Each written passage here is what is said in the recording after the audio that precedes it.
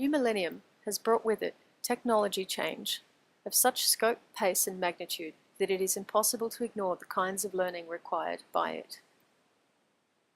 In an effort to facilitate adaptation and learning, the Australian Ministerial Council on Education, Youth and Employment has set out two educational goals: that Australian schools promote equity, excellence in learning, enabling creative, confident individuals who are active and informed citizens.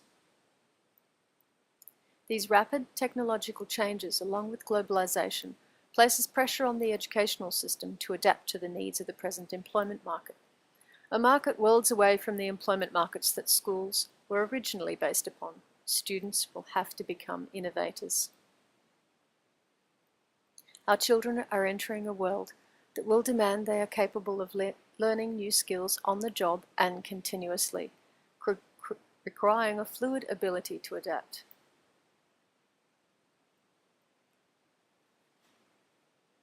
In 2010, the federal government set out its own digital strategy for teachers and school leaders to enact school effectiveness. Its vision was to integrate ICT into educational practices to improve and provide students with the skills that are required in the 21st century. We need to enable critical thinking, problem solving, collaborations across networks, agility and adaptability, effective oral and written communication, accessing and analysing, all driven by curiosity and imagination. Capturing this curiosity and imagination is the key to success in this enterprise. An education system shaped during the industrial era requires a methodology for integrating ICTs into training processes. Instead of trying to update education by implementing the use of ICTs, a change to the very structure of the learning process can be achieved by adapting approaches and developing new educational technologies within the context of ICTs. Students will learn to contribute solutions to the world's most pressing problems with what the author of the New York Times columnist Thomas L. Friedman calls a spark of imagination. They will be creative problem solvers who will generate improvements in existing products, processes and services, as well as invest new ones. While researching for his book, Creating Innovators, Tony Wagner asks, what does it take to create an innovator? It is the combination of play, passion and purpose that best develops the discipline and perseverance required to be a successful innovator.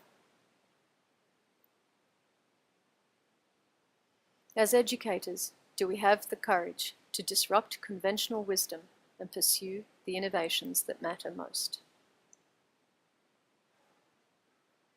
By creating a discursive and political location in which students, teachers and citizens can all intervene, we may facilitate engagement and discussion, collaborative research and production of innovative multimedia for cultural dissemination, thus facilitating novel modes of social interaction and learning.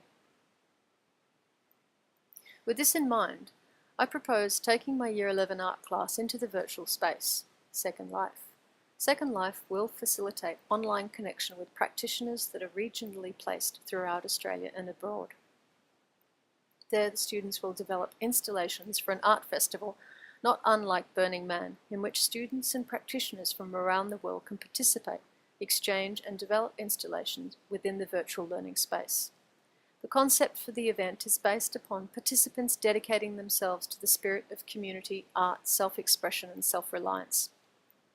On departing from the project, they will leave no trace in the virtual space, though recordings of the event and its evolutions will be used to share the experience.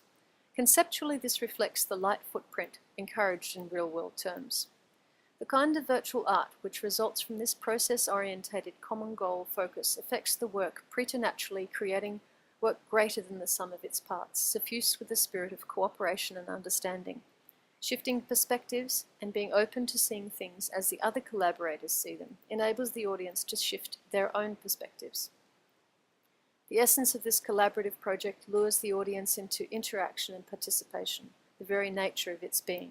A core belief in the perspectives of others allows the finished piece to grant access from a myriad of angles welcoming participants. This will enable Year 11 students to cooperate, initiate, and ultimately generate alternatives. Thank you.